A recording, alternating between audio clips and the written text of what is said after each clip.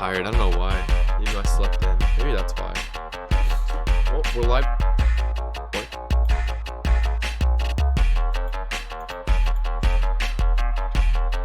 Yeah, I need to take naps. That's my thing. Alright, we'll go into this. 3, 2, 1.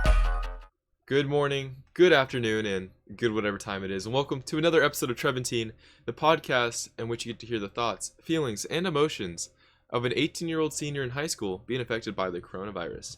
So, the coronavirus is affecting us all differently, and we all kind of have our own little perceptions and different ways it's been changing our lives and affecting us personally. For me, I've been doing this podcast, I've been playing a lot of video games, and not doing it much. But with me today, I have my homie with an E, the editor-in-chief of the Eagle View newspaper, Miss Ella Pritchett. Ella, how are you doing today? I'm good. How are you, Trevor? Like I said, I'm missing people. I'm missing the interactions with everyone. So So how's Corona been? How's it been treating you? Well, the good news is I don't have it. I don't expect to get it either. I would say I'm a pretty healthy young adult, so I have that going for me. Um, Other than that, it's not been very fun. My mom works at Children's Mercy, and she's really worried that one of us will be out and get it and bring it home. And if she gets it, then she can't go into work. So she's really, really nervous about that. Can't go. We all just really can't go anywhere right now. We're getting deliveries from Walmart instead of going to the grocery store. So it's just been really rough not being able to get out and see people. And then on top of that, trying to run a newspaper right now, um, doing it from home, that's been really challenging, but I've been really proud of my staff and how they've been able to pull through. You get Walmart delivery? Mm-hmm. Maybe That's a not thing? one. I don't know, one of them. They delivered toilet paper to our house, so not to flex or anything, but I have toilet paper. Oh, dude, your house is gonna get marauded now. Good job. Maybe. Good going. Hey, if you want to come on down, come on down. I'll sell you like what? I'll sell you a roll for $50. How about that? That sounds like a good deal. Mm-hmm. So how's like newspaper been? What's changed? Well, it's very hard because we can't get out and interview people, that sort of thing. We can't get together. My section editors can't print off their pages and give them to me for me to do edits in person. So doing edits, doing interviews, that sort of thing, all remotely has been very interesting. But I've been really proud of my staff, like I said, because they've just been able to get it done and pull through and just kind of roll with whatever comes our way. Especially my photographer, Ashton Overby, he's done a fantastic job. He managed to get shots for quarantine from his house, which was incredible. So it's definitely been very interesting, and there's definitely been a lot of learning, trying to get people to communicate with each other, trying to figure out what works best from a distance. But like I said, I've been really proud of them. We're starting on our May and senior issue right now, and I have really high expectations for that as well. So how are you guys been conducting interviews? I would say purely by email or DM, social media, that sort of thing. My Mm, reporters, they just kind of we talk about the angle of the story over GroupMe. They come up with a list of questions, we look them over, and then they just shoot those emails out. okay. You said senior edition? What does that mean? Mhm. So we do our May issue every year, and it's our final issue of the paper. So one half is going to be the May issue, and then the other half is going to be our senior edition. So all 6 seniors, we get together, I guess remotely now, and we just kind of talk about what we want the senior issue to look like. And then we start planning it out. We put it on the matrix, kind of expand that, and then it's all just done from home. So we could talk about like highlights from our years of high school, where all the seniors are going, that sort of thing. And it's just kind of a way to honor ourselves and all the hard work we've done, and then that of our classmates. Okay, so is that like last year they did the thing with like the big map and they showed it where everyone's going to college? Mhm. Yeah, so I think that's something we're going to be doing as well. It'll be two two two spreads. So it'll be like your 2 pages and then your 2 pages, and one will have the map of either the United States or all the individual states of where people are going, and then we'll do like pinpoints, and then the other one will just be a map of Missouri, and we'll do pinpoints for all the colleges, and then just lists of where everyone is going. Groovy. You're going to Mizzou next year too, aren't you? Hmm. Nice I'm for very a- excited. for ag. Yeah, I will be in the ag school. My major is technically in environmental science, but it does fall into the CAFNR program. Okay. Um, so if I'm not mistaken, you've been doing a little gardening. hmm How's that been? I'm actually very excited. I planted kale, arugula, sweet peas, dill, and basil. They've all sprouted at this point, so I'm super excited. Once all of the cold flashes kind of go away, I know it froze a couple of days ago. Once that's done, I'm going to be able to take them outside and plant them in raised beds on my deck, and then they'll just grow and I'll have them. And I'm so excited about that, being able to kind of harvest my own vegetables. I want to get tomatoes and that sort of thing as well. Hmm. What what got you into gardening? Is it the quarantine? Um, that and it's just kind of been a family thing for a really long time. My grandpa always had a garden when I was growing up, and I absolutely love just being able to get out into the yard with him and pull like pieces of brick and glass out of his garden because like a house used to sit there, so there was always debris and that sort of thing in there. I remember like Thanksgiving, he would always have like preserves of stuff. In the summer, we would always have sweet corn, that sort of thing. So just a lot of really good memories from that kind of inspired me to try and do it myself, and it's just really gratifying as well. Hmm. Okay. Um, has it been difficult with this weather we've been having? Like very hit or miss lately. Yeah. I would say germinating my seeds, not really, because I'm able to do that inside. I just water them every morning and they sit in sunlight all day, so they're happy. But I think once I move them outside, it'll be a little bit more difficult just because obviously we live in Missouri. Not really sure what the weather will do, even though it's spring. It could frost, which is something I'm nervous about because that could kill my sprouts. So that's just one of those things you have to play by ear and then do your best. I don't want to cut the gardening conversation short, but going back to the newspaper real quick.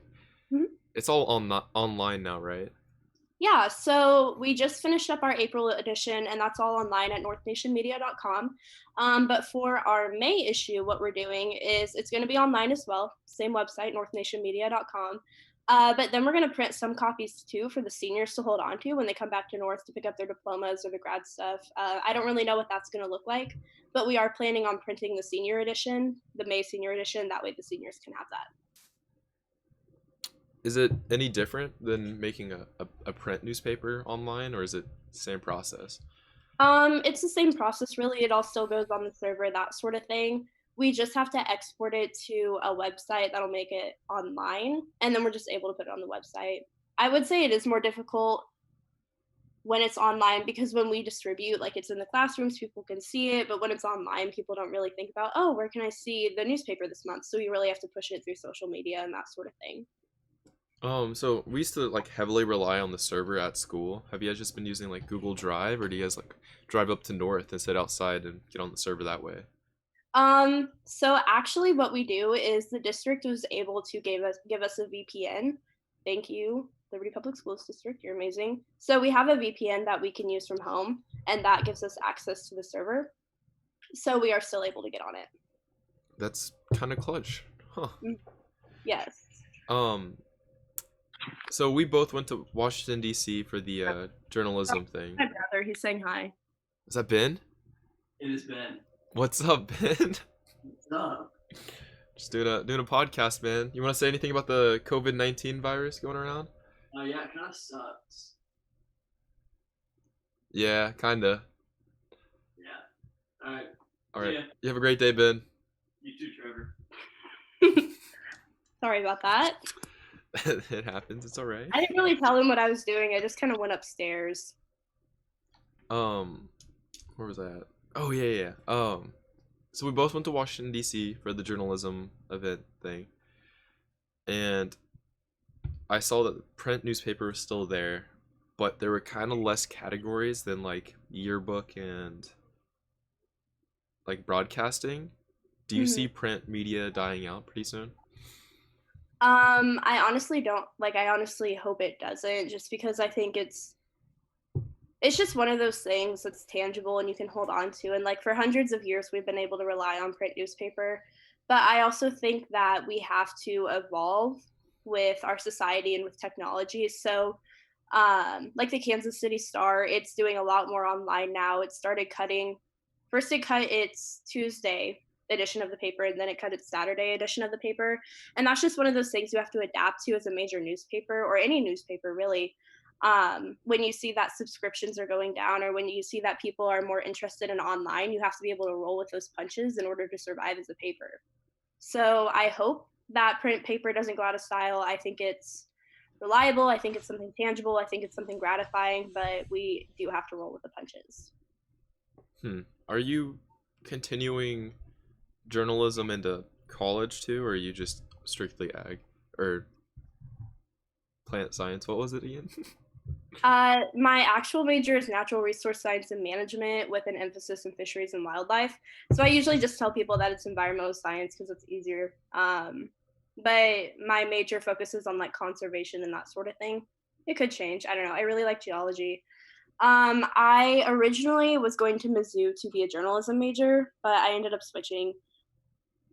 We'll see what happens when I get back to Mizzou and I'm there. If I end up switching back into the journalism department, that would probably be my main focus, and then I would double major or minor in something environmental science related. But as of now, it's just not in the plans. But I would be open to seeing a change. I would be open to getting back into that in college. Okay. So you talked. Okay. Did you see the Patagonia documentary? Which one? With the fish. What do you even call those? They're fisheries. Fisheries. Yeah. What were your thoughts on that? Gosh, that's a loaded question. So the short answer is I don't agree with fish hatcheries. I don't think they do a good job of restoring fish populations, that sort of thing.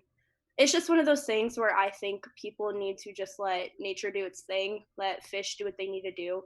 And there are better ways to get fish back into the environment. So a big reason that we have to have fish hatcheries is because of hydroelectric dams in the Pacific Northwest. Those block salmon and other migratory fish from getting back into the continent and being able to reproduce and that sort of thing.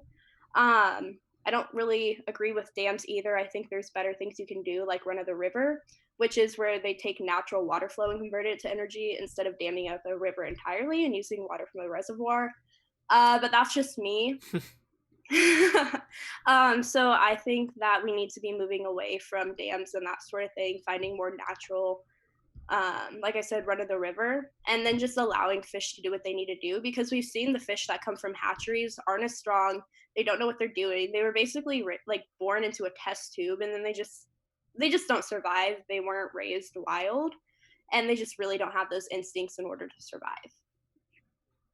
Okay, so going into that field, how would you change things?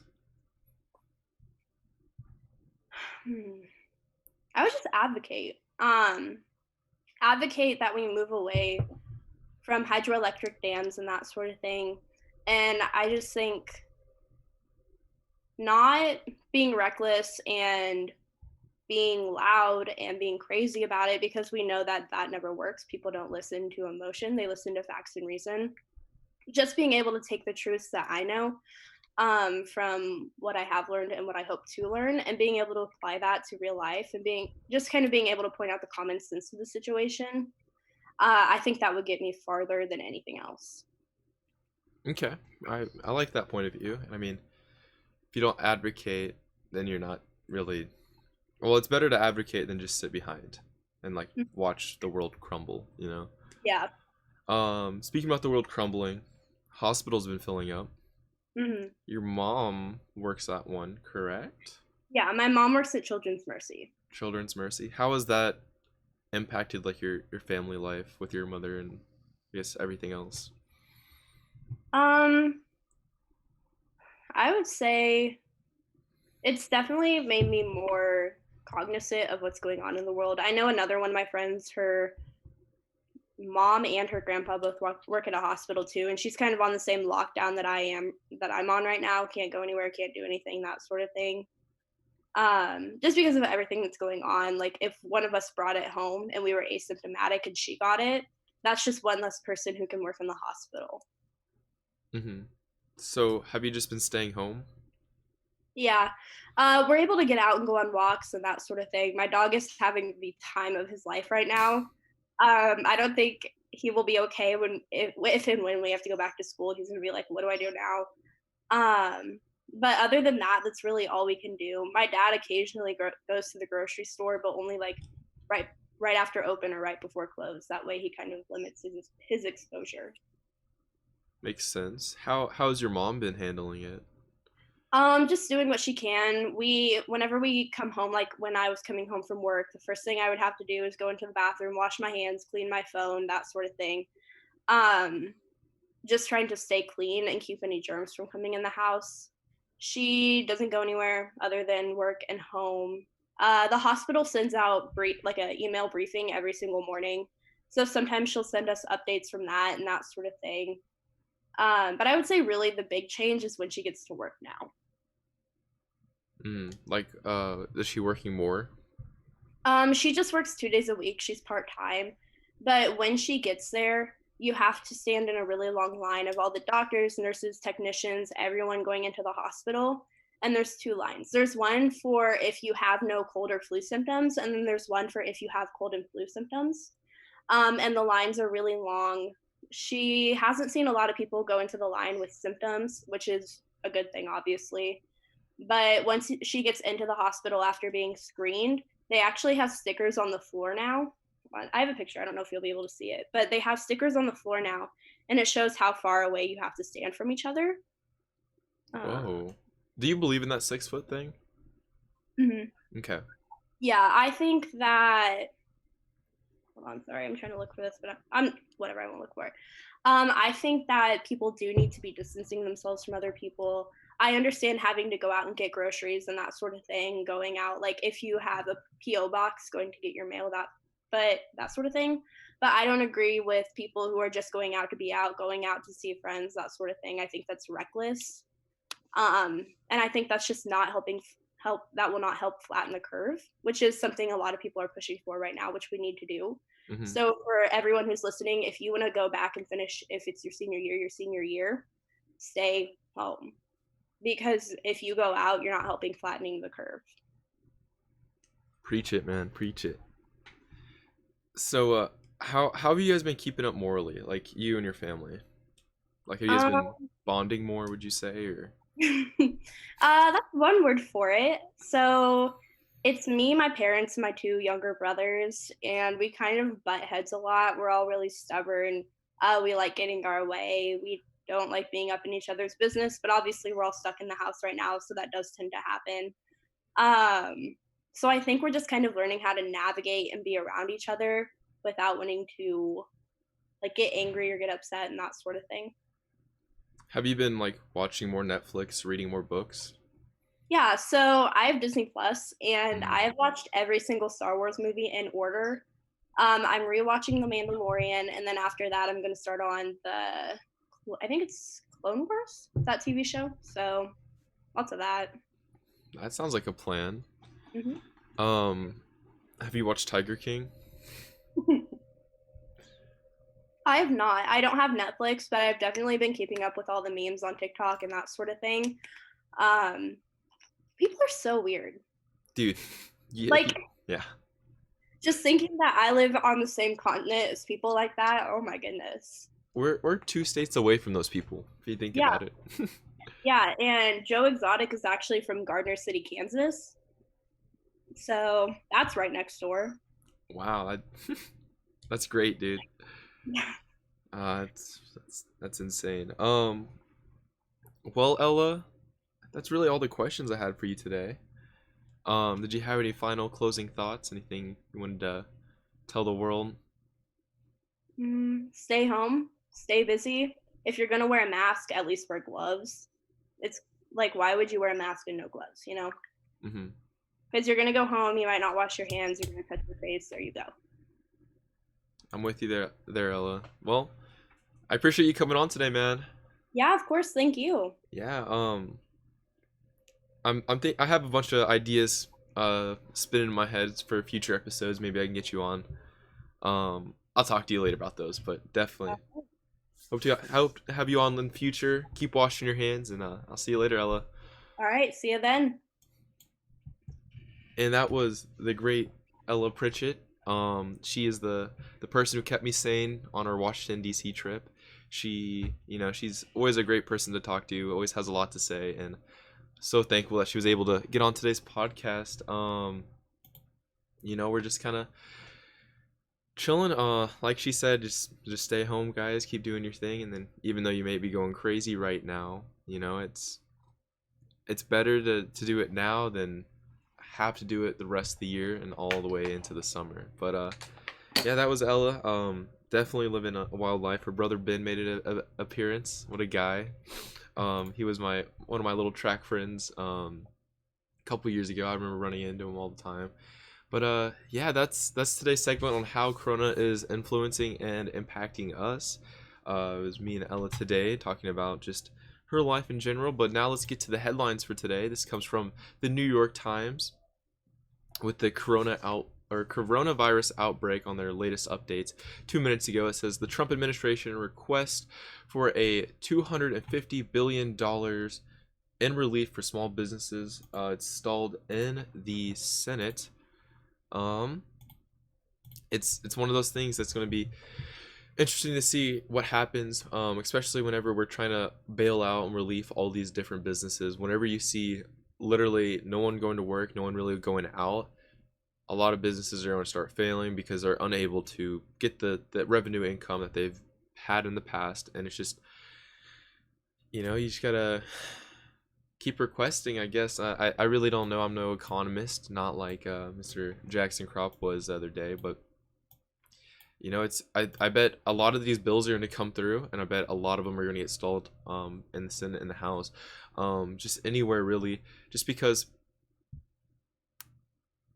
it's like putting a band-aid on a bullet wound, and the bullet wound's going to keep getting bigger and keep getting worse until this whole virus stuff ends. But it's interesting. I talked about last week how we've been using money in these bailout, the $1 trillion thing for a big business relief. Now they're looking for the small businesses, so hopefully Hammerhand can stay afloat. I really hope that Hammerhand can and will stay afloat. I love Hammerhand, my favorite coffee place, and I hope they don't go out of business, or I'll be very sad. But yeah, the next headline is 16 million jobs filed for jobless benefits in the last 3 weeks. It was like 1.1 million the other day. Excuse me. We're up to 16 million people jobless. Holy cow. That's a astonishing fact. Next headline we have is Dr. Anthony Fauci. I don't know how to say that. The government's top infectious disease specialist. He is cautiously optimistic about the spread may be slowing down. He said on Thursday that he was cautiously optimistic that the spread of the virus was slowing down and that many may start to look somewhat normal again in the summer if Americans continue to follow social distancing guidelines and protective measures. So like Ella said, if we just keep staying away, we, social distance ourselves, we'll get through this, man. And even though it might be tough, we'll get through it, and it will slow down, because in the long run, that's what's really the matter, and that's what's really worth it. We're looking for the long term and not the short term, even though we all may be suffering. Next headline we have is about 90% of hospital patients had at least one underlying conditions, according to the CDC. That's intriguing to see. It says on March 1st, there was 88 confirmed cases of the virus in the United States. By the month, there were more than 170,000 cases. The Center for Disease Control and Prevention has compiled data on people who were hospitalized from the virus during the month to get a clearer demographic picture on affected people who have required the most serious medical care. This is approximately 90% of the 1,482 hospitalized patients included in the study, and the study case released on Wednesday had one or more underlying medical conditions. Older people infected with the virus are more likely to be hospitalized. Men are more likely to endure severe cases than women. Black people were hospitalized at a higher rate than whites.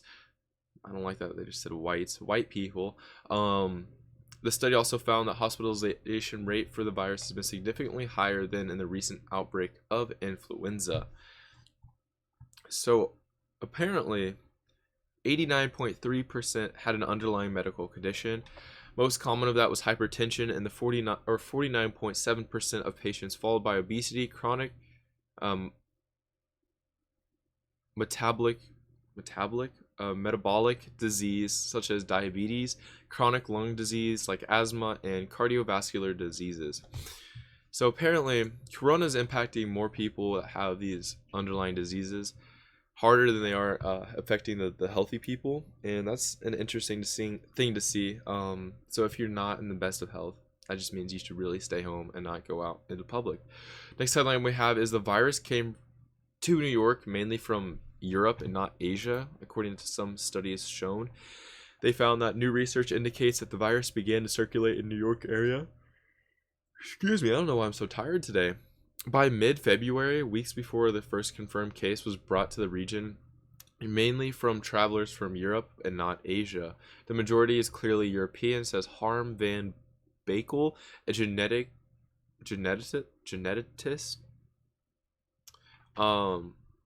who co-wrote a study awaiting peer review.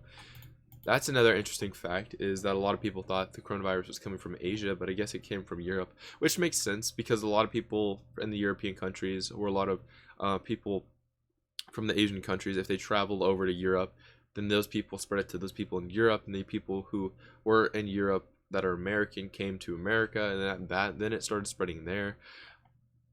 It's interesting. I feel like it's going to be difficult to see where it originated and where it started coming from. It's easy to point the finger at China because they were the people who first started reporting it, but we don't really know, and we probably really won't know until a long ways away and a long time from now. But for now, it's very interesting to see. Next headline we have is the unemployed workers are helping each other navigate their new realities.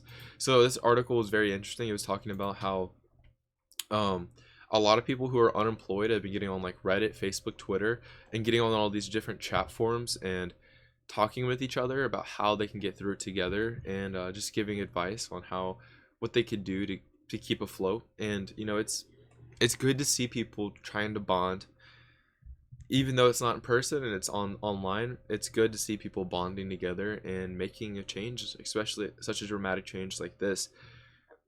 Excuse me, wherever we can find that people are trying to get through a tough time like this. And the last and final headline we have is the first member from the aircraft carrier, the Theodore Roosevelt, is hospitalized because of the virus.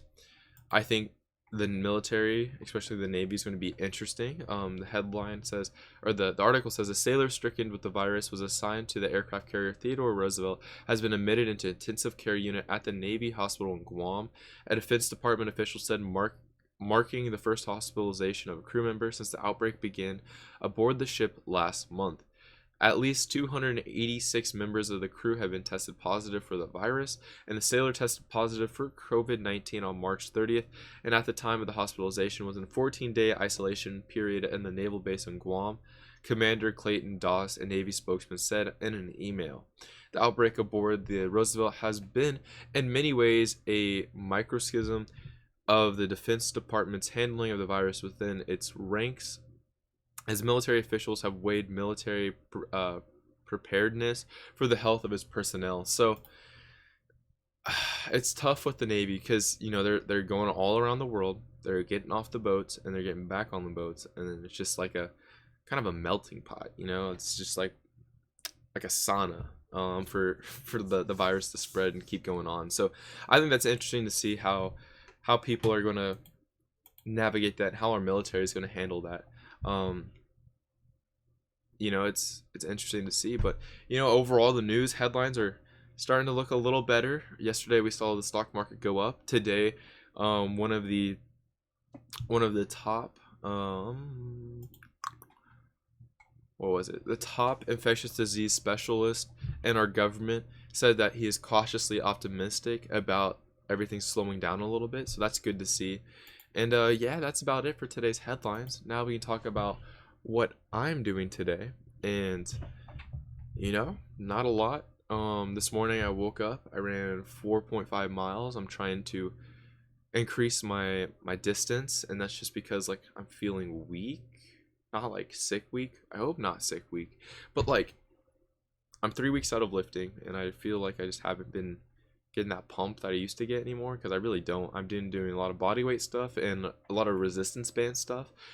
And that stuff doesn't hit as hard as say the weights do or the weights did. But I'm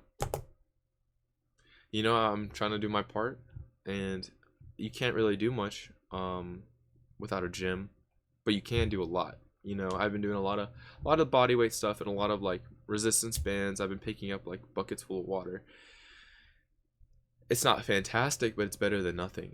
So I'm glad I'm able to do that. But yeah, I've been feeling like weak when I run, so I ran more today. I feel gassed. I'm actually really tired, and I don't know if it's because I didn't sleep well last night or I'm just actually physically tired from it. But that happens.